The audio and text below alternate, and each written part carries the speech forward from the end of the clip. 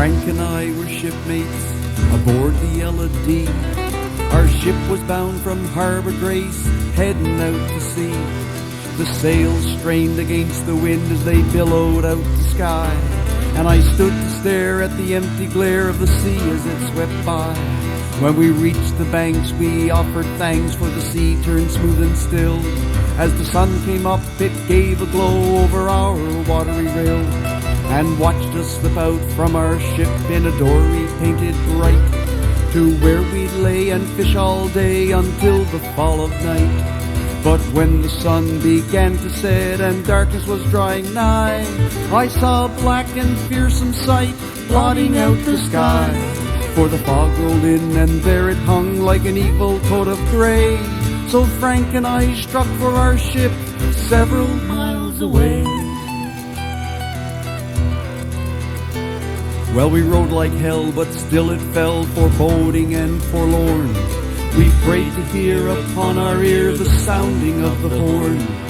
But the wind came up with a frightening roar, which tossed us to and fro, and waves turned white with a phosphorus light that came from deep below.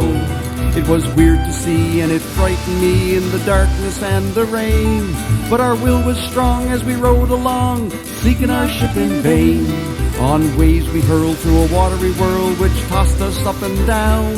Through the gloom we peered and shook with fear, praying we wouldn't drown. Well, 6 nights and days we dory lay on an endless shifting sea, but we never got sight of the welcome light of our ship, the L&D. So with nothing to drink, we couldn't think, oh, the gods then had their way. For when at last I looked at Frank, I knew he'd passed away. His arms and legs were stiff as pegs, his mouth had fallen slack. The tears streaked down my salt-caked cheeks, I swore I'd take him back. In the boat I groped to find a rope, then I trussed him to the side. With the eyes of the dead, he gazed ahead over the ocean wide. With the 7th dawn, my strength near gone, I knew that time would bring my whitened bones like driftwood sticks, tied with human string. So I lay there weak in a fog so bleak, I knew that I'd be dead. But suddenly the fog did lift and land lay straight ahead. 'Twas the hand of fate which came too late to save his life, just mine. But as I gazed upon Frank's face, his eyes appeared to shine. Then from the dead he spoke and said, as he stared straight up at me, "You can rest wherever you like, my friend, but bury me at sea.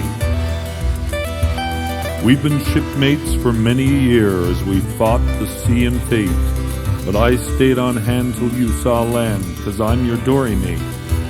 So please leave me with the restless sea to stay forevermore, and know the salty ocean air that's untainted by the shore."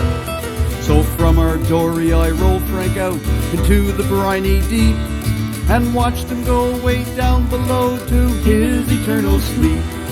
An east wind rose that instant, and the ocean set me free. Its fight was done, we both had won, the hungry sea and me. Its fight was done, they both were one, my shipmate and the sea. My shipmate and the sea.